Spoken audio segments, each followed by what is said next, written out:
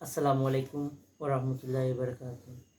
আজকে আমি আপনারা কিছু জিনিস তুলিয়া ধরব।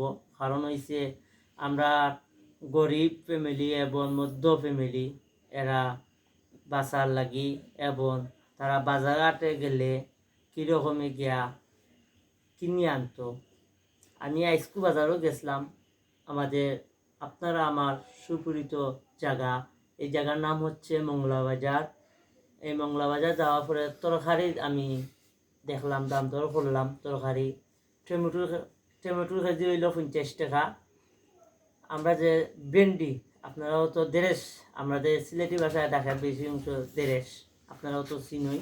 এই দেড়শোর কেজি যে জায়গাটা আমি আগে 20 টাকা দেখছি, আজ থেকে এক সপ্তাহ আগে 20 টাকা 30 টাকা কেজি, ও জায়গার 70 টাকা গেছে। এইরকম ব্যবসায়ী আনতে জুলুম করলে আমাদের মধ্য ফ্যামিলি এবং গরিব ফ্যামিলি কিভাবে বাঁচবে? আমি প্রতিবাদ জানাই রামো কারণে দামটা একটু নর্মাল আসতো। এবং আমি ঝিঙ্গা দাম করছি, ঝিঙ্গা কেজি দাম হচ্ছে 110 টাকা, যে জায়গাত 50 টাকা 60 টাকা আসলো।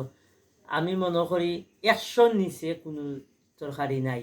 আমি আহ্বান করব, আমার একটা দাবি থাকবো, আমি প্রতিবাদ করি। কারণ হচ্ছে আমাদের গরিব আনতে 2 টাকা কমে বাজার গিয়ে কিনতো। যে জায়গা তারা পাইকারি আনবো, এই যে ঝিঙ্গা তারা পাইকারি আনে 50 টাকা 70 টাকা বেচো, 20 টাকা লাভ করো। বেশি লাভ হলো তুই একটা হইলো জুলুম করা। আমি আহ্বান করবো, প্রতিবাদ জানাইলাম, আপনারা অবশ্যই প্রতিবাদ করবা। আর ভিডিওটা আপনারা বেশি বেশি শেয়ার করে দিবা। আর নতুন সরকারকে, আমি তারেক রহমানকে আমি একটু কথা বলতে চাই যে এগুলা একটু লক্ষ্য করবা।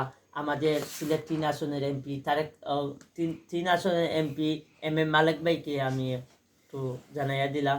অবশ্যই আমার ভিডিওটা অবশ্যই মালেক ভাই আছে, অবশ্যই পৌঁছিব ইনশাআল্লাহ। ধন্যবাদ।